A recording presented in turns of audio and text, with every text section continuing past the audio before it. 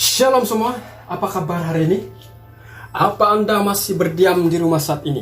Atau masih berlegar-legar di luar tanpa mendengar perintah pemimpin kita? Harap kita semua masih berdiam di rumah saat ini dengan bersabar dan berdoa. Sebab itu adalah kebaikan dan itu adalah keselamatan pada diri kita, keluarga, kawan-kawan, dan semua orang. Amin. Tetapi pertanyaannya, apa yang kita lakukan di rumah sementara perintah kawalan ini berjalan? Apakah kita berjam-jam tidur sehingga badan lemas dan terasa malas?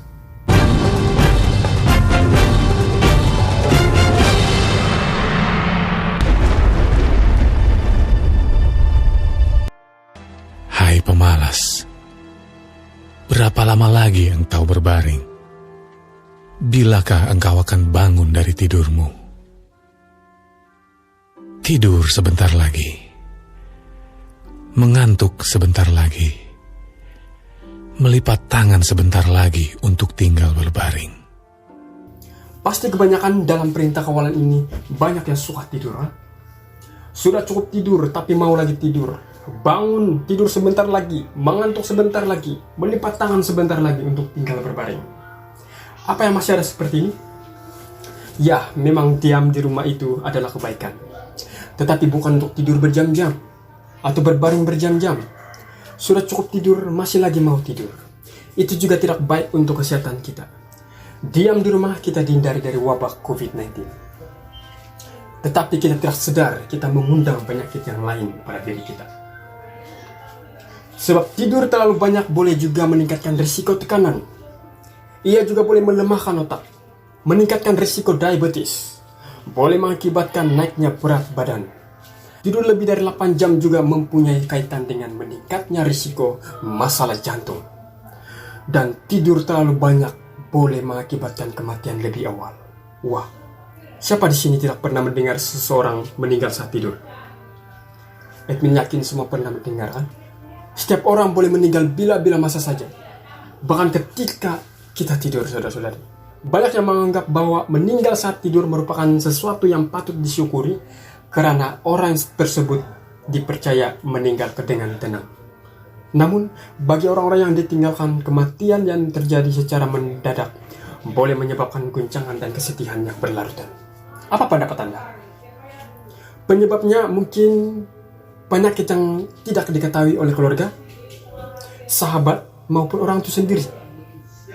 Kematian terjadi secara mendadak, biasanya tanpa gejala atau tanda-tanda sakit sebelumnya. Mereka masih nampak sehat dan bersemangat sebelum pergi tidur, sehingga kita sulit percaya. Dan kemungkinan antara penyakit yang tidak diketahui itu juga salah satu antara yang dikatakan tadi. Jadi apa perlu dibuat selain tidur? Sebenarnya banyak perkara yang kita boleh buat, termasuk perkara yang boleh menyehatkan kita dan tidak merasa boring, dan kita akan merasakan kita mempunyai hidup dengan ada artinya walaupun berdiam di rumah. Yang penting lakukan setiap hari dengan berarti.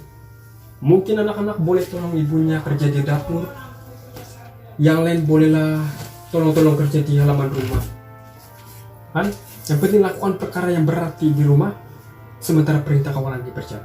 Jadi banyak kita boleh lakukan yang berarti sementara menjaga kesehatan kita masing-masing. Selain itu juga kita boleh membaca Alkitab, satu-satunya panduan hidup manusia. Sebab di dalam Alkitab juga sudah dikatakan perkara-perkara yang akan terjadi, termasuklah wabah coronavirus ini atau COVID-19 ini. Dan di berbagai tempat akan ada penyakit sampar dan kelaparan. Dan akan terjadi juga hal-hal yang mengejutkan. Ini adalah salah satu permulaan penderitaan sebelum kedatangan Yesus Kristus yang kedua kali. Banyak yang mengatakan virus ini yaitu COVID-19 bukannya dari binatang seperti ular, tikus, kelawar, dan sebagainya. Tetapi virus ini dibuat oleh beberapa manusia yang merencanakan kejahatan. Dan sudah ada beberapa bukti yang menunjukkan bahwa virus ini diciptakan oleh manusia untuk hal yang jahat. Tetapi apakah benar bagi kita? Apakah itu benar yang dikatakan? Admin pun tidak tahu.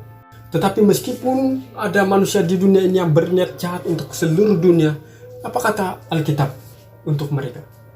6 perkara ini yang dibenci Tuhan. Bahkan 7 perkara yang menjadi kekejian bagi hatinya. Mata mata sombong, lidah dusta, tangan yang menumpahkan darah orang yang tidak bersalah, hati yang membuat rencana-rencana yang jahat, kaki yang segera lari menuju kejahatan, seorang saksi dusta yang menyembur-nyemburkan kebohongan dan yang menimbulkan pertengkaran saudara.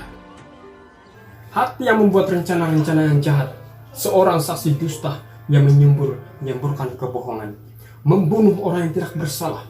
Semua itu dibenci oleh Tuhan dan kekejian baginya. Tiba masanya kita perlu untuk mengambil perhatian terhadap diri kita sendiri. Amaran telah diberikan. Bolehkah kita tidak melihat penggenapan ramalan yang dibuat oleh Kristus melalui Lukas tadi? Berapa ramai yang mempelajari kata-kata Kristus? Percobaan masih berlarutan. Dan adalah keistimewaan kita untuk memegang harapan yang ditetapkan di hadapan kita dalam Injil. Langit dan bumi akan lenyap, tetapi perkataan Yesus tidak akan berlalu. Langit dan bumi akan berlalu, tetapi perkataanku tidak akan berlalu. Jagalah dirimu, supaya hatimu jangan syarat oleh pesta pora dan kemabukan, serta kepentingan-kepentingan duniawi, dan supaya hari Tuhan jangan dengan tiba-tiba jatuh ke atas dirimu seperti suatu jerat. Apakah ada yang mengambil kesempatan dalam perintah kawalan ini membuat pesta pora kecil-kecilan dan kemabukan serta kepentingan-kepentingan duniawi tanpa berjaga-jaga? Ada? Harap tidak ada di antara kita yang mengambil kesempatan ini untuk kemabukan. Oleh itu, berjaga-jagalah dan berdoalah selalu, bukan saja berjaga-jaga dengan virus ini, tetapi juga berjaga-jaga agar kita tetap sedar. Janganlah membiarkan matamu tidur dan kelopak matamu mengantuk. Lepaskanlah dirimu seperti kijang daripada tangkapan, seperti burung daripada tangan pemikat. Berjaga-jagalah senantiasa sambil berdoa, supaya kamu beroleh kekuatan untuk luput dari semua yang akan terjadi itu, dan supaya kamu tahan berdiri di hadapan Anak Manusia. Apakah kita merasa hidup kita berarti setelah mendengar pelajaran ini? Jika ya, katakan amin. Terima kasih karena Anda meluangkan masa untuk mendengarkan pelajaran ini. Dan kepada kita semua yang berada diam di rumah saat ini maupun keluarga kita yang jauh di sana, dimanapun mereka tinggal, kiranya Tuhan memberkati kita semua. Amin.